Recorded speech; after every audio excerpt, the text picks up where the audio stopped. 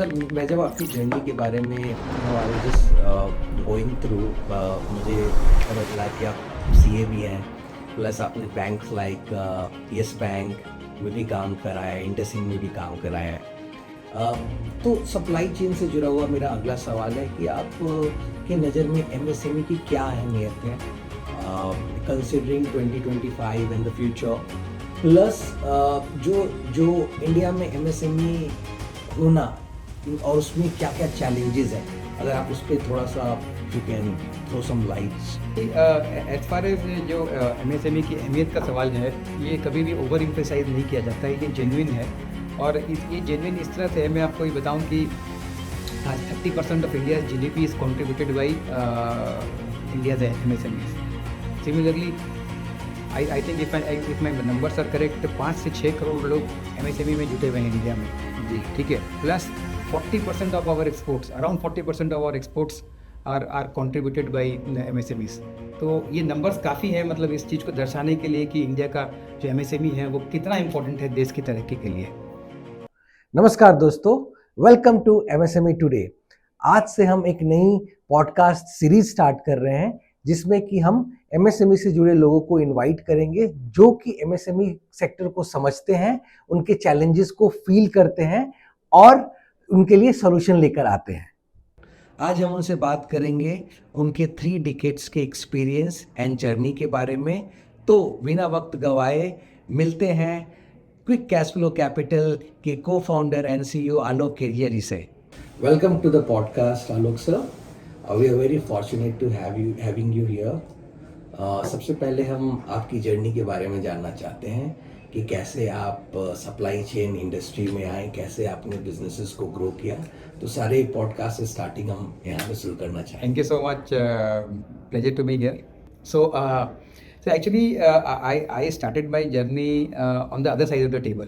मेरी जो पहली शुरुआत हुई थी जहाँ पर मैं बैंकों से, मतलब I was working for a company, manufacturing company, जहाँ पर मैं बैंकों से डील करता था।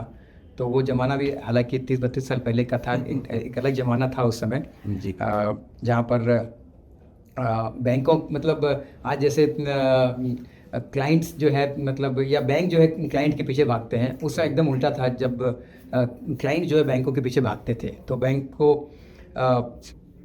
मतलब बड़े एक ओहदे पे देखा जाता था जी, ठीक है। तो while I was on the other side of the table, तो उसी दौरान मतलब मुझे लगा कि मतलब and as a chartered accountant also, मतलब काम करते करते मुझे लगा कि शायद मेरा ज़्यादा रुझान नंबर्स की तरफ है, मतलब बैलेंस शीट असेसमेंट की तरफ है।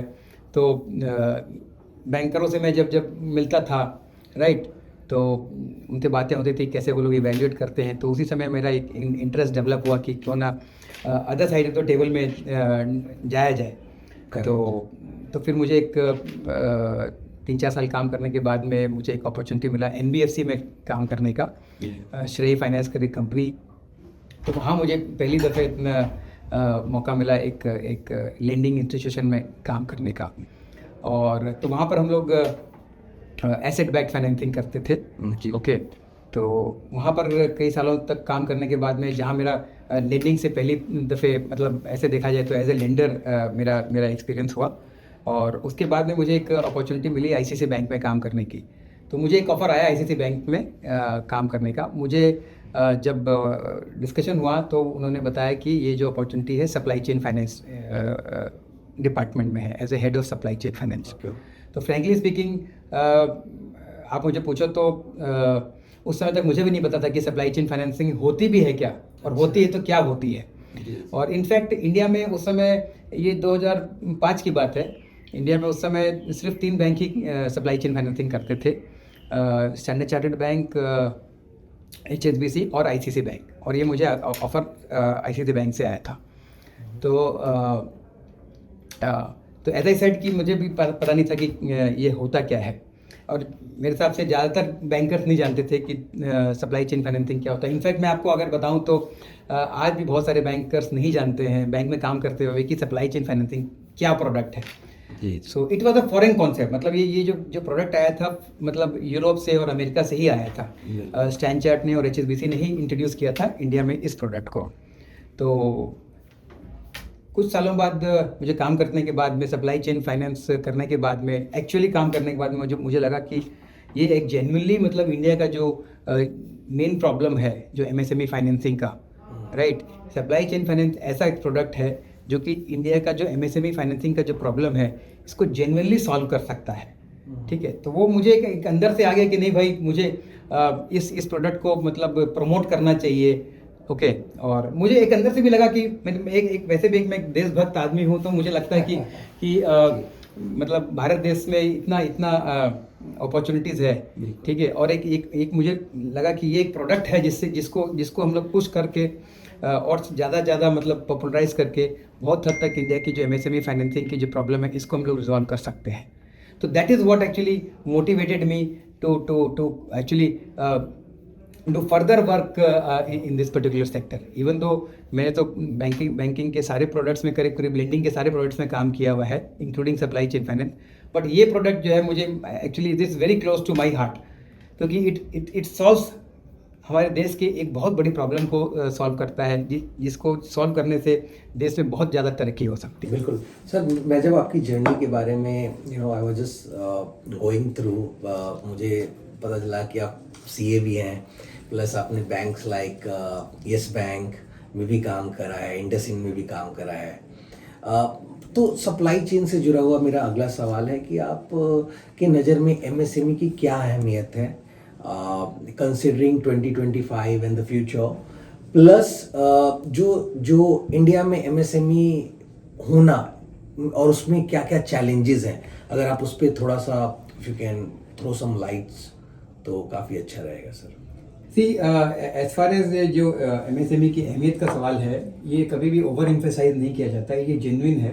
और ये जेन्युइन इस तरह से है, मैं आपको ये बताऊं कि 30% of India GDP is contributed by India's MSMEs. Similarly I think if my numbers are correct, 5 से 6 करोड़ लोग एमएसएमई में जुटे हुए हैं इंडिया में जी, ठीक है। Plus 40% of our exports, around 40% of our exports are contributed by MSMEs. तो ये नंबर्स काफ़ी हैं, मतलब इस चीज़ को दर्शाने के लिए कि इंडिया का जो एमएसएमई है वो कितना इम्पोर्टेंट है देश की तरक्की के लिए। जहाँ तक चैलेंज का बात है, कि हमारे यहाँ जो सबसे बड़ा चैलेंज है एमएसएमईज को फाइनेंसिंग लेने में, तो क्या होता है कि ये जो हमारे यहाँ 70 से 80% जो एमएसएमईज होते हैं ना जी, ये लार्ज कॉर्पोरेट से कनेक्टेड है। लार्ज कॉर्पोरेट से मतलब बड़ी कंपनियों से कनेक्टेड है, या तो उनसे माल खरीदते हैं या उनको माल बेचते हैं, ठीक है। अब क्या होता है कि आप एज ए छोटे सप्लायर हैं या छोटे डीलर हैं या छोटे बिजनेसमैन हैं, और आप बड़ी कंपनी से अगर कोई भी बिजनेस की डीलिंग करते हैं तो उसका ही अपर हैंड रहता है, उसका ऊपर हाथ रहता है, जिससे कि क्या होता है कि वो सारी चीज़ वही डिक्टेट करता है, टर्म्स एंड कंडीशन, कि क्रेडिट पीरियड कितना मिलना चाहिए नहीं मिलना चाहिए, प्राइसिंग कितना होना चाहिए नहीं होना चाहिए, ठीक है। तो इसके कारण क्या होता है कि बेचारा जो एमएसएमई है ना, वो हमेशा बड़े लार्ज कंपनियों से दबा हुआ रहता है, ठीक है। इसलिए वो न तो अपने मार्जिन ठीक कर पाता है, न वर्किंग कैपिटल। अब चूंकि वो डिक्टेट कर रहा है, तो इसकी वर्किंग कैपिटल की रिक्वायरमेंट भी बढ़ जाती है, ठीक है, जो कि एक छोटे एमएसएमई के लिए पॉसिबल नहीं हो पाता है कि भाई सारा का सारा पैसा वो खुद अपनी पूंजी लगा दे, उसके बाद उतना रहता ही नहीं है। तो इसके वजह से क्या होता है कि उसको बाहरी लोन पे या बाहरी पूंजी पे डिपेंड करना पड़ता है। अब बाहरी पूंजी, अब छोटे एमएसएमईज को कोई इक्विटी तो देगा नहीं, ठीक है, कोई वर्किंग कैपिटल उसको लोन के रूप में ही लेना पड़ेगा, बिल्कुल, ओके। अब लोन कहाँ से लेगा, ठीक है, अब लोन तो या तो बैंक से ले या एनबीएफसी से ले या किसी प्राइवेट लेंडर से ले लेवे। अब प्राइवेट लेंडर से लेते भी हैं या फ्रेंड रिलेटिव से ले लेवे। अब फ्रेंड क्या कितना जाएगा, रिलेटिव्स में कितना जाएगा, इंटरेस्ट रेट बहुत हाई भी होता है, एक्सट्रीमली हाई, या एग्जैक्टली। अगर वो प्राइवेट लेंडर के पास जाता है तो वो तो पूरा मतलब उसको 30%, 40%, 50%, ठीक है। हम लोग जैसे पिक्चर में देखते थे, सुनते थे ना भाई कि मतलब वो गया उसके पास में जो लोकल लेंडर है साहूकार के पास में, जी, तो उसने पूरा उसका जमीन मतलब गिरवी रख लिया और कुछ कर लिया, बेचारा वो तो उसमें कर्ज में ही डूब के मर जाता है, बिल्कुल, बंदा क्या करेगा, करेक्ट। तो वो एक सोल्यूशन नहीं है, ठीक है। तो ये बेसिक प्रॉब्लम है हमारे एमएसएमईज का। और इसका एक बड़ा कारण ये भी है कि हमारे यहाँ जो एक कल्चर बना हुआ है कि एक टैक्स को अवॉइड करना है जी। ये कल्चर है अपने पूरे देश में, चाहे वो एमएसएमई हो, चाहे बड़े कॉर्पोरेट्स हो, चाहे इंडिविजुअल हो, आज आप देखो ना 140 करोड़ में से आज 10 करोड़ लोग से भी कम जो है टैक्स भरते हैं, बिल्कुल। बाकी 95% लोग तो टैक्स नहीं भरते हैं। तो एक हमारे यहाँ कल्चर है कि टैक्स अवॉइडेंस का या टैक्स नहीं देने का। जी। तो उसके कारण ये एमएसएमईज क्या करते हैं कि अपनी बुक्स में जो है पूरा पूरा मतलब जो अपना डीलिंग्स है या एक्चुअल प्रॉफिट है दिखाते नहीं है। इसकी इसकी इसकी इसका रिजल्ट क्या होता है कि अगर आप बुक्स में ही सही नहीं दिखा रहे हैं तो आपका मतलब जो बैंक है या एनबीएफसी है वो आप पे क्या चीज देख के आपको देगा। तो मेरा जो सवाल था वो इसी पे था, आपने पहले आंसर दे दिया कि बैंक्स या एनबीएफसी हैं जब कभी भी वो लोन देते हैं, राइट, तो डॉक्यूमेंट्स बहुत इंपॉर्टेंट होता है, राइट, अंडरराइट करने के लिए। तो उन कौन सी टॉप डॉक्यूमेंट्स है जो एक एमएसएमई को समझना चाहिए कि उनके पास होना चाहिए, ये हम जानना चाहेंगे। और एक और सवाल है जो कि लॉट ऑफ एमएसएमईज जो है वो फेस करते हैं, इज लाइक डिले। एग्जाम्पल, अगर मैं आज लोन के लिए अप्लाई करता हूँ तो मुझे पता नहीं कि कितने टाइम के बाद मुझे वो लोन सैंक्शन होगा।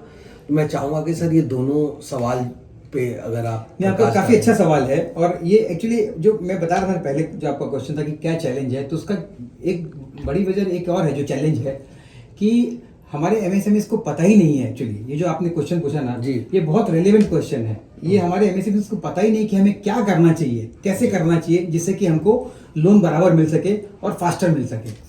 तो जो उसकी वजह है बेसिकली, या ये जो चैलेंज है या उसका सोल्यूशन भी मान लेते हैं कि भाई एक तो जो अपना जो आप बही खाता जो मेंटेन करते हैं, बुक्स ऑफ अकाउंट मेंटेन करते हैं, वो प्रॉपर बाकायदा करें। उसको टैक्स अवॉइडेंस के हिसाब से मत देखें जी, ठीक है। भाई आपके पास इनकम होगा तभी टैक्स देंगे, बिल्कुल, ठीक है, बिल्कुल। आपका इनकम अच्छा दिखाएंगे तो आपको ज्यादा पूंजी मिलेगा, ज्यादा पूंजी मिलेगा तो ज्यादा धंधा कर सकते हैं, ज्यादा धंधा करेंगे तो ज्यादा प्रॉफिट होगा, बिल्कुल। तो इसको आप ऐसे देखिए कि भाई हम एक बार, चलो ठीक है, एक बार हम थोड़ा सा एक बार टैक्स लग जाएगा, लेकिन लॉन्ग रन में आप देखिएगा ना तो बुक्स ऑफ अकाउंट अगर आप सही बराबर तरीके से मेंटेन करते हैं तो इसमें आपको फायदा ही होगा। तो बुक्स ऑफ अकाउंट मेंटेन कीजिए, बैंक्स ये देखते हैं। दूसरा है जो चैलेंज आप जो पूछ रहे थे कि अवेयरनेस नहीं है लोगों, अवेयरनेस प्लस डॉक्यूमेंट्स, हाँ डॉक्यूमेंट में आ रहा हूँ मैं, ठीक है। तो अपना बुक्स ऑफ अकाउंट बराबर रखिए, ठीक है। बैंक अकाउंट आप अपना सारा ट्रांजेक्शन बैंक के थ्रू कीजिए, जिससे कि जो भी कोई लोन देने वाला वो देख सके कि भाई आपका बिजनेस कैसा चल रहा है, क्या चल रहा है, कितने ट्रांजेक्शन हो रहे हैं। अगर वो नहीं देख पाएगा तो कैसे असेसमेंट कर पाएगा। तो कैश में आप कम से कम सौदा कीजिए, ट्रांजेक्शन जो है आप कैश में कम से कम कीजिए, ज़्यादातर आप चेक से ही लेन देन कीजिए, जिससे कि वो बैंक स्टेटमेंट बना सके और उस बैंक स्टेटमेंट को देख के बैंक लोन दे सके, ठीक है। जो अदर चैलेंज आप फेस करते हैं अभी क्या है, जैसे एमएसएमई तो पूरे इंडिया में सब जगह हैं, छोटे छोटे शहरों में भी हैं, टाउन्स में भी है, जिलों में भी हैं। अब बैंक्स का क्या रहता है, अगर आपको वहां पर आप जैसे मान लीजिए कि झुमरी तलैया में बेस्ड है फॉर एग्जांपल, अब बैंक नहीं चाहता कि हम जाके झुमरी तलैया में ब्रांच खोलें और जाके वहां पर धंधा करें, क्योंकि लोन देगा तो उसको मॉनिटर करने वाला भी चाहिए, उसको वहां आदमी रखना पड़ेगा जी, ठीक है। आदमी रखना आज के दिन में बहुत मतलब महंगा पड़ता है, प्लस बहुत सारी इसमें फॉर्मेलिटीज पूरी करनी पड़ती है। आप अगर ब्रांच खोलना चाहते हैं अगर बैंक के तौर पे, तो आपको आरबीआई से लाइसेंस लेना पड़ता है, हर ब्रांच के लिए एक प्रोसेस किया हुआ है। तो बहुत सारी मतलब कंप्लायंसेस हैं, प्रोसेस हैं जो कि फुलफिल करने पड़ते हैं। तो इसके कारण क्या होता है कि बैंकों को मतलब फार ऑफ लोकेशंस में लोन देने में तकलीफ आती है, तो वो एक बड़ा चैलेंज है। दूसरा जो चैलेंज ये होता है कि बैंक्स को चाहिए होता है कि भाई कोलैटरल देवे, कोई सिक्योरिटी के हिसाब से कोलैटरल देवे, जो कि जनरली हमारे छोटे और मजले जो एमएसएमई रहते हैं उनके पास नहीं रहता है। तो वो एक बड़ा चैलेंज हो जाता है। अब उसका एक सोल्यूशन भी है कि भाई अगर आप बैंक क्यों मांगता है कोलैटरल, बिकॉज उनको पास देखने के लिए कुछ है नहीं। आपका बही खाता अगर सही तरीके से सब कुछ रिकॉर्ड रहेगा, सब कुछ बैंकिंग ट्रांजैक्शन सही तरीके से रहेगा, तो बैंक वाले लोग बिना कोलैटरल या कम कोलैटरल में भी लोन देने को तैयार हो जाएंगे। ठीक है, डॉक्यूमेंट्स बहुत इंपॉर्टेंट है। उसमें टॉप डॉक्यूमेंट्स सबसे ज्यादा इंपॉर्टेंट है, आप बही खाता अपना एकदम परफेक्ट मेंटेन करके रखिए, ठीक है। उसमें कुछ भी छुपाए नहीं, जो भी आपकी बिजनेस डीलिंग्स है सारा रिकॉर्ड करें, कैश में ट्रांजैक्शन नहीं करें, सारा चेक से ही लेन देन करें और बैंक जिसमें रिकॉर्ड हो, ये सबसे ज्यादा इंस्ट्रूमेंट। हाँ, कोई भी चीज छुपाए नहीं, जो भी आप माल खरीद रहे हैं इनवॉइस ले हुए उसका, जो भी माल बेच रहे हैं उसका बाकायदा इनवॉइस काटें और उस पर जो भी जीएसटी का है लेन देन वो जरूर करें। यही मेरी सलाह रहेगी। और सर जो डिले होते हैं लोन्स, डिले इसीलिए होते हैं, 2-3 कारण हैं डिले होने के कि एक तो चूंकि एमएसएमई हमारे दे नहीं पाते हैं, पूरा कागजात नहीं दे पाते हैं, बही खाता पूरा सही तरीके से मेंटेन नहीं करते हैं, तो बैंक को असेसमेंट करने में तकलीफ होता है। डॉक्यूमेंट्स बार बार उसको देखने में करने में उसको तकलीफ होता है। तो जितनी जल्दी आप सारा डॉक्यूमेंट, एक तो जितना बराबर पक्का रखेंगे डॉक्यूमेंट और सबमिट करेंगे, उतना जल्दी बैंक्स को प्रोसेस कंप्लीट करने में समय कम लगेगा।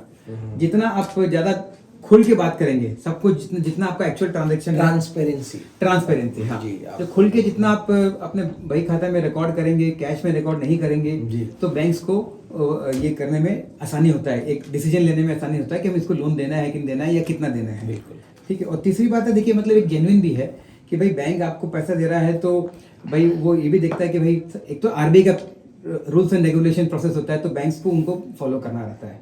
बिल्कुल ठीक है। तो उसमें टाइम लगता ही लगता है। ठीक है। हालांकि ये बात ये है कि भाई जब से टेक्निकल टेक आया है, डिजिटल लेंडिंग होने लग गया है, तो ये टाइम खासकर एमएसएमईज के लिए काफ़ी कम हो गया है। एक जमाना था जब हम लोग 1-2 महीना लगता था एक लोन देने में। आज वैसे भी टेक्निक आ गया है कि छोटा लोन जो है 1 दिन में भी हो जाता है, आधा दिन में भी हो जाता है। तो ये जो समय है ये पहले से कम हुआ है because of technology. Yes, because underwriting is fast, right. जो तो अब जीएसटी आने के कारण क्या हुआ कि जीएसटी कारण रिकॉर्ड्स पहले से ज़्यादा मजबूत होने लग गए हैं, कंप्लीट होने लग गए हैं। करेक्ट जी बिल्कुल। ठीक है। तो उसकी वजह से भी बैंक्स का ये फास्टर हो गया है। Got it. ठीक है सर, एक इसी से जुड़ा हुआ एक और सवाल है, जो एमएसएमईज अभी जिन्होंने स्टार्ट की है अपनी जर्नी, तो उनके बारे में आप क्या एडवाइस करना चाहेंगे? यू नो, बिकॉज ऑलरेडी आपने काफ़ी कुछ बताया, चैलेंजेस के बारे में, डिलेज के बारे में, डॉक्यूमेंट्स के बारे में। जो लोग अर्ली स्टार्ट कर रहे हैं ये एमएसएमई की जर्नी को, उनको क्या देखना चाहिए? यू नो, कैसे वो ग्रो करें, सक्सेसफुल बने, again based on your experiences on the past. तो इस पे अगर आप बताएं। मेरा सबसे ज़्यादा, जो मैं फिर से रिपीट कर रहा हूँ, उनको सबसे जो इम्पोर्टेंट सलाह रहेगा कि फ्रॉम डे वन, शुरू से ही अपना बुक्स ऑफ अकाउंट जो बही खाता है, ठीक है, पूरा कंप्लीट करके रखें। कोई भी ट्रांजैक्शन बुक्स ऑफ अकाउंट्स के बाहर नहीं रखें। जो भी आपकी डीलिंग्स हो रही है, बिजनेस डीलिंग्स, ठीक है, उसको बाकायदा रिकॉर्ड करें, बैंक के थ्रू ही ट्रांजैक्शन करें, कैश में ट्रांजैक्शन नहीं करें, बिकॉज कैश का ट्रांजैक्शन का कोई वैल्यू नहीं है बैंकों के सामने लोन देने के पर्पज से। Got it. ठीक है। तो ये सबसे ज़्यादा इंपॉर्टेंट रहेगा। टैक्स देने से घबराएं नहीं। आप जितना टैक्स देंगे, जो भी आपका ये है, जो जेन्युइन टैक्स है, बिल्कुल ठीक है, आपका बुक्स ऑफ अकाउंट उतना ज़्यादा मजबूत बनेगा। जितना ज़्यादा आपका बुक्स ऑफ अकाउंट मजबूत बनेगा, बैंकों को उतनी सहूलियत होती है, आसानी होती है, फास्टर भी होता है। करेक्ट। ठीक है। और अगर आप इसका लॉन्ग टर्म इम्पैक्ट, कॉम्प्लेक्स नहीं होगी, चीजें बहुत सरल हो जाएगी। हाँ, आपको कोलेटरल कम देना पड़ेगा, आपका फास्ट ज़्यादा होगा लोन प्रोसेसिंग, आपको जो आपको जेन्युइनली आपको लोन चाहिए अमाउंट उतना मिलेगा, कम नहीं मिलेगा। तो इसका बहुत बहुत मतलब मल्टी इम्प्लीकेशंस है, मल्टीपल बेनिफिट्स हैं इसके बुक्स ऑफ अकाउंट सही करने के। दूसरा मैं बोलूँगा कि जैसे बहुत सारे आजकल एसएमई फोरम्स आ गए हैं, ठीक है, जो हेल्प करते हैं एसएमईज को अवेयरनेस बढ़ाने की, क्या चल रहा है क्या नहीं चल रहा है, कैसे मेंटेन करें बुक्स ऑफ अकाउंट्स को अच्छी तरीके से। तो वहाँ पर भी आप जाके एक्सपर्ट से आप एक सलाह ले सकते हैं कि भाई हमको क्या क्या करना चाहिए, कैसे करना चाहिए, जैसे कम खर्च में आपका सारा बुक्स ऑफ अकाउंट जो है सही तरीके से मेंटेन हो सके। बिल्कुल सर, थैंक यू। मतलब आप जो लोग अगर बता रहे हैं कि जो अपनी जर्नी शुरू कर रहे हैं एमएसएमई की, उस पर आपने काफ़ी अच्छा बताया। जब मैं बाहर जाता हूँ, लोगों से बात करता हूँ, छोटे दुकानदार हो गए या एमएसएमई हो गए, तो बहुत लोगों को जीएसटी के बारे में नहीं पता होता, उद्यम के बारे में नहीं पता, उनकी डॉक्यूमेंटेशंस के बारे में नहीं पता होता। सर अगर उस पर आप थोड़ा सा, if you can throw some lights. हाँ, नहीं, ये बहुत महत्वपूर्ण क्वेश्चन है। तो क्योंकि ये महत्वपूर्ण इसलिए हो गया है क्योंकि आजकल जो बहुत सारे बैंक्स और एनबीएफसीज जो पैसा देते हैं एमएसएमई को, वो जीएसटी रिकॉर्ड के बेसिस पे ही देते हैं। बिकॉज जनरली जैसे मैंने बताया कि जनरली एमएसएमईज अपना बुक्स ऑफ अकाउंट्स नहीं मेंटेन करते हैं सही तरीके से, तब उनके पास क्या ऑप्शन है? तो तो उनके पास ऑप्शन यही बचता है कि जो जीएसटी रिकॉर्ड है, जो भी आपने रिकॉर्ड किया हुआ जीएसटी में ट्रांजेक्शन, उसके बेसिस पर वो लोन दे देते हैं। तो इनफैक्ट ये बात इस बात को प्रूव करती है कि अगर रिकॉर्ड करें सारा ट्रांजेक्शंस, तो आपको जो मैंने पहले बोला कि लोन ज़्यादा मिलेगा, जल्दी मिलेगा, आसानी से मिलेगा जी। ठीक है, तो जीएसटी अगर आप जीएसटी में आपको करना है एज पर नियम कानून के हिसाब से, अगर आपको जीएसटी रजिस्ट्रेशन कराना है तो उससे बचे नहीं, जीएसटी में जाके रजिस्ट्रेशन जरूर कराएं और सारा जो आपका जो सेल एंड परचेज ट्रांजैक्शन है उसको बाकायदा, मैंने पहले भी कहा कि इन्वॉइस लेवें, उसका इन्वॉइस देवें सेल का, और दोनों का जो पेमेंट है, ठीक है, बैंक के द्वारा ही करें। अब इसमें अगर आपको कोई जानकारी चाहिए, तो जैसे मैंने पहले भी कहा कि हर शहर में या टाउन में एसएमई फोरम्स हैं, ठीक है, एसएमई जो एसएमईज को सलाह देते हैं बेसिकली फ्री में कि क्या करना चाहिए अलग अलग मुद्दों पे, इंक्लूडिंग जीएसटी पे आपको सलाह देंगे भी क्या करना चाहिए, क्या नहीं करना चाहिए, कैसे करना चाहिए। तो आप वहाँ जावें और वहाँ से सलाह लेवें कि भाई कैसे क्या कर सकते हैं। और आजकल हर एक छोटे शहर में भी जीएसटी के जो एक्सपर्ट्स हैं, एडवाइजर्स हैं, वो भी मिल जाएंगे आपको, लॉयर्स हैं जो सीए फर्म से, ज़्यादातर सीए फर्म्स आजकल जीएसटी में भी डील करते हैं, वो लोग भी आप अगर वहाँ जाएँ तो जरूर उनको फीस देना पड़ेगा, लेकिन वो भी आपको पूरी तरीके से सलाह दे सकते हैं कि भाई जीएसटी कैसे करना चाहिए, नहीं करना चाहिए। आजकल तो इनफैक्ट जो फर्म्स हैं आपका जीएसटी पूरा मैनेज भी कर देते हैं, रजिस्ट्रेशन से लेकर जो आपका पूरा कंप्लीट रिटर्न्स फाइलिंग वगैरह है, सारा वो ये करते हैं। तो आप इस पे जरूर मतलब इस सुविधा का मतलब यूज़ करें और इस पे आगे बढ़ें। और आई थिंक काफ़ी सही तरीके से आपने चीज़ों को बताया है, and I think this will help big time जो भी ये पॉडकास्ट सुन रहे हैं। सर एक ये और मैं बोलना चाहूँगा कि अगर आपने लोन ले लिया है, चलो एक बार स्टार्ट आपने लोन कर लिया है, तो उसके बाद बहुत महत्वपूर्ण ये है कि आप अपना जो लोन का जो ईएमआई है या जो आपको जिस समय पेमेंट करना है ब्याज का, वो जरूर टाइमली करें। ये बहुत बड़ा फैक्टर होता है। एक बार तो चलिए आपने अपने जैसे भी करके एक बार ले लिया, उसके बाद अगर आपका जो ये ट्रैक रिकॉर्ड देखा जाता है कि आपने कितनी बार या कब डिफॉल्ट किया, डिले आप जहाँ तक हो नहीं करें, समय पर भुगतान करें, चाहे ब्याज का हो चाहे प्रिंसिपल का हो, ठीक है। ये बहुत इंपॉर्टेंट चीज़ आप बता रहे हैं बाय द वे, क्योंकि अगर आपका रिकॉर्ड खराब रहेगा तो आगे आपको लोन मिलने में बहुत दिक्कत होगा। भले आप क्रेडिट स्कोर हाँ बोलते हैं, भले आप अपना रिकॉर्ड आपका अच्छा है, सब मतलब आपका बुक्स ऑफ अकाउंट अच्छा है, सब कुछ आप वैसे कर रहे हैं, लेकिन अगर आपका लोन रिपेमेंट का ट्रैक रिकॉर्ड अगर खराब हो गया, ठीक है, तो आपको फिर लोन मिलने में बहुत ज़्यादा तकलीफ होगी, और अगर एनपी चल गया तो फिर लोन मिलना ही बंद हो जाएगा। ये आरबीआई के गाइडलाइंस है, ठीक है, और बैंक भी आजकल बहुत ज़्यादा देखते हैं कि भाई आपका ट्रैक रिकॉर्ड कैसा रहा है। तो इस बात को आप बहुत सुनिश्चित कीजिए, इसको लाइटली नहीं लें। मैंने देखा है कई क्लाइंट जो है इसको सोचते हैं क्या है, ठीक है 10 दिन के बाद दे देंगे, 5 दिन के बाद दे देंगे। नहीं, ये उस सोच को बदलिए। बैंक का लोन जो है, ठीक है, अगर आपने लिया है तो हर भुगतान समय पे ही होना चाहिए। 100% भुगतान जो है समय पे, एकदम समय पर होना चाहिए, ऑन टाइम होना चाहिए। इस पे कोई तरह की कोताही नहीं बरतें, कहीं तरह का कोई कॉम्प्रोमाइज़ नहीं करें, इसको लाइटली नहीं लेवें। अगर आपको ग्रो करना है, फ्यूचर में आपको बिजनेस ग्रो करना है, तो इस बात का बहुत बहुत बहुत ज़्यादा ख्याल रखें। बिल्कुल, काफ़ी सही तरीके से आपने चीज़ों को रखा है सर। और with the interest of time हम चाहेंगे कि मतलब जो आपने बताया है इससे काफ़ी हमारे जो भी व्यूअर्स हैं उनको सीखने को मिलेगा आपकी जर्नी से, आपके एक्सपीरियंस से, एमएसएमईज की जर्नी, चैलेंजेस जो भी हमने डिस्कशन किया है। सर थैंक यू आपका अनुभव शेयर करने के लिए हमारे साथ, हमारे व्यूअर्स के साथ। हमने आपकी जर्नी से बहुत कुछ सीखा है, और specially in terms of MSMEs कि क्या क्या चैलेंजेस उनको आती हैं, क्या चीज़ों का ध्यान देना चाहिए, क्या डॉक्यूमेंटेशंस का ध्यान देना चाहिए, अर्ली जो स्टार्ट कर रहे हैं उनके लिए क्या सीख सकते हैं इस पूरे पॉडकास्ट से।